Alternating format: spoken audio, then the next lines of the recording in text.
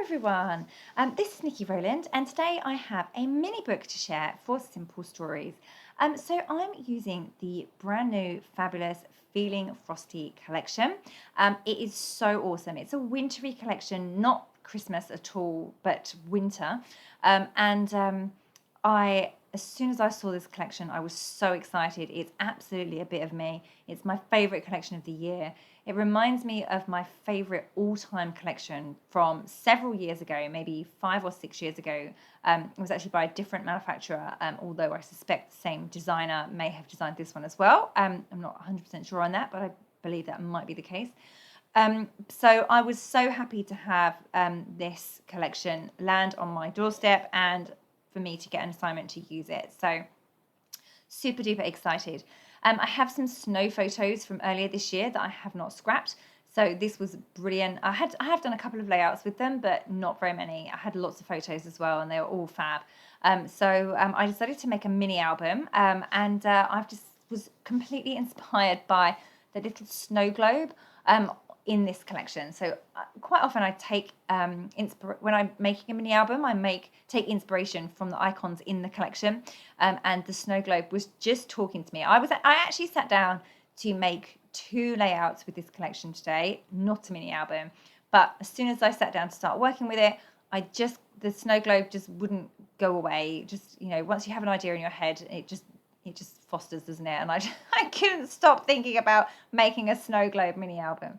So fast forward like 8 hours and I have a completed mini album. And it was worth every second because it's awesome. Okay, so I have not used a cut file. I have completely made this myself. I have used a compass to create a kind of 6-inch circle approximately. I'm using mostly the 6x8 paper pad. I'm obviously going to make the front of this into a massive shaker pocket. So I have cut the same size circle using acetate, and then I'm just creating this little, the bit at the bottom of the snow globe. So I, again, didn't have a template or anything, so I just created my own. I decided what size I wanted it in terms of height, and then I just snipped off one side, and I turned that over and used that as a template to snip off the other side so they were symmetrical. And then I cut a mount for it, a surround in the darker colour, in the dark pink. And that is going to sit at the bottom of my snow globe and be the base. So I'm really happy with how it turned out. The shape actually looks really good. Sometimes I'm worried that whenever I draw something myself or create something myself, it's not going to be quite right. The snow globe in the connection as well is also a bit elongated. It's taller than it is wide, but I couldn't achieve that. So I went for a completely normal sized circle that I could create using my compass. So all done. I have got that acetate layered on top of the blue. It's a blue paper with white little tiny dots all over, so of course it looks like snow. I've put the acetate over the top, and I've decided that I'm going to add sequins. So I didn't have I have a lot of sequins, by the way, but I think, in fact, probably a lifetime supply. But I didn't have the perfect sequin mix, so I had to make my own from several mixes. So I've used a mix that's mostly blues. I pulled out a couple of large sequins from a different collection, and then I pulled out a pink collection. It had yellows and other colours in too. So I just sprinkled those pink ones into the turquoise mix, then I picked out all the yellows and the things that I didn't want. Also, it ended up being really pink heavy, so that was no good either. So I pulled out some of the extra pink ones, I didn't need shells and things like that were in there as well. So I also wanted to add some white to lift it a little bit, to light it. That was a combination between the word lighten and lift. To lift the colours a little bit, I needed to add some white. So I just went looking again in my vast stash of sequins, and I also even called on some friends because currently I'm away scrapbooking with friends. So I asked them if anyone had white sequins that I could use. So I pulled out a few that would work and found some white iridescent, so they have like a pinky tinge. So they were perfect. And in the end, ultimately the sequins are behind a load of embellishments. So you don't see them hugely. So the mix itself probably wasn't overly important, but I spent a lot of time working out whether my sequins looked right. Anyway, I then decided that my pom-poms, no, my snow globe needed pom-poms because I love pom-poms on mini albums. So I just went through my stash of actually it's a friend's stash of pom-poms. I didn't bring mine with me. So I went through her pom-poms and fell in love with a few different ones. So I have the light, tiny ones in light blue that are going to go all the way around the edge of the snow globe itself. And then there was some white ones. You can see them at the bottom right of my screen there. They are white, but they're sparkly white. I've never known to have sparkly pom-poms before because they're just fabric, aren't they? They're normally flat. But these have little bits of iridescent glittery thread poking out of each of the pom-poms, like multiple times. So they are really awesome. It's kind of like a glittery thread weaved through the pom-pom trim. But the pom-poms are huge, so they didn't look right around the outside of the globe itself. So I've just got a strip of 4 of them going across the base. So at the bottom of the base are decorated with those sequins, or they will be. Okay, so now I do a stupid thing, and my acetate is not closed with the sequins inside it yet because I was still thinking about whether I wanted to add any more different colours. My pom-pom trim, you can see, has a gap in it, but it's at a different place. So when I pick up the shaker, I'm looking at the gap in the pom-poms, and of course that's not the gap in the that's not where the gap is in the acetate. So anyway, I ended up with sequins everywhere anyway, so I had to turn off the camera and go and sort that out and get everything sewn in place. So I managed to put the pom-poms around the outside, close the sequins, put the pom-poms on the front of the base, sew the base to the circle. And I did all of that off camera. And then I need also to sandwich a piece of white on the back of the, or a piece of something on the back of the big shaker pocket as well. So I've got that cut and in place. Actually, I think I've already put the white in place because the white was sandwiched the pom-poms were sandwiched in between the blue and the white. And then in the end, I ended up covering that with something else as well because I wanted some pattern on the back instead of just white. Anyway, we'll come back to that later. Right now I'm working on my front cover. So I'm adding the words Hello Snow. Hello is from the foam stickers. I love the foam titles. Not only do they have titles, but there's loads of icons as well. So Hello is from there. And then the word Snow is actually a chipboard piece from the chipboard stickers. I have erased the word snow on foam pads, and I've anchored them both down at the bottom part of the front cover. I have also added the chipboard snowman and a chipboard tree. They're stuck to the acetate over on the right hand side, and then I've added another chipboard tree on the left, and then a number of snowflakes from the foam stickers on the front cover. So that is my front cover basically complete.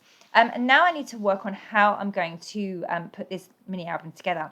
Now, when I sat down to scrapbook with this collection, like I said earlier, I'd planned to make 2 layouts rather than a mini book. So this mini book was not pre-planned, and therefore I'm kind of making it up as I go along completely, trying to figure out how I'm going to bind it. I didn't want to use a book ring because snow globes don't have book rings hanging out the top of them, and I just wasn't quite sure. Anyway, what I've done is I've cut a number of circles using metal dies from the different 6x8 pack, papers from the 6x8 pack, and then I trimmed the top off of each one so they had a straight edge at the top. And then I've created these little hidden hinges just by using vellum. I cut the width of my circle bit that was cut off is like 2¼ inches. So I cut a strip of vellum to 2¼ inches wide, and I cut that strip into little pieces of 2 inches and scored them at 1 inch. Does that make sense? And then I folded it in half. So I have all these little tiny pieces of vellum that are folded in half, and they form the hidden hinges. They hold the album together really easily, just in a very, very simple method, simply by placing the fold in between 2 pages and then sticking them together. So that is how the little album is bound together. I've just got multiple pages like that will now just flip up Very, very simple.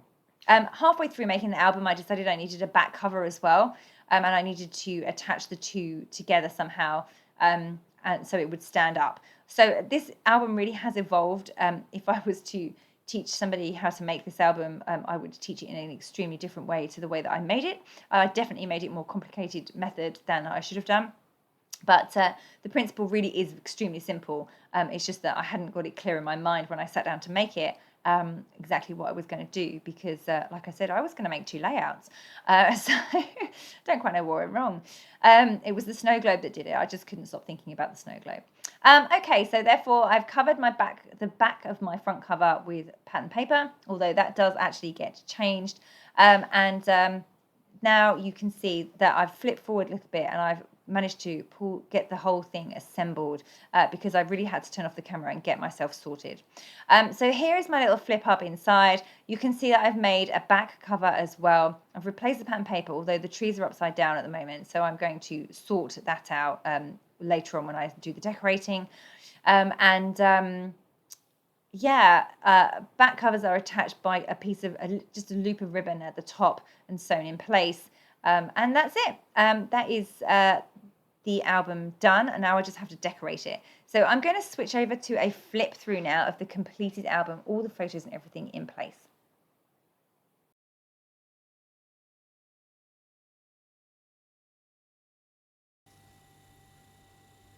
Okay, so here is a flip through of this really cute little mini album. I made a little tassel charm out of pom-poms, these two cute little puffy stickers that I've just backed with white cards so they're not sticky on the outside, on the other side, sorry, and this little star charm. The album itself is bound just with these, with this piece of ribbon here. It's just sandwiched between the two pieces of card on the front and the back cover, that's how it holds those two pieces together. The front cover is a big shaker, obviously it's a snow globe, I have some chipboard on the front and foam stickers and more chipboard and more foam, and some more pom-poms and pom-poms around the outside, so it's just fabulous, fabulously wintry. Okay, so it lifts up like this. And then I have some journaling on here and some chipboard, ephemera and puffy stickers and the brads. And then here is the main part of the album. So this, all these pages are held together with those vellum hidden hinges. And then we have Winter Fun on there, photo up here just with some embellishments. Most of these pages aren't interactive. There's only one that is. So these are just little tiny layouts, really. They're very, very cute, aren't they? All my photos, most of my photos are circles. There was one that wouldn't cut into a circle. Okay, winter, I love these little critters. They're just adorable. And then here is my interactive page. So it's a vellum pocket that just goes across there. And then here I've got my another little photo there, which is backed and a tag with some journaling on. So they just literally slot behind there in that pocket. And then the final page is this one. How cute is that, with the snow and the banner and the little scene above it? It's adorable. And then here is my one photo that wouldn't cut into a circle, so I had to just go with that because it was just a bit too close. I didn't have quite enough pink pom-poms to go all the way around the outside of the back cover, so I've got some white there, more white here, and obviously mimic the shape for the back cover. So yeah, that is that. Very, very cute.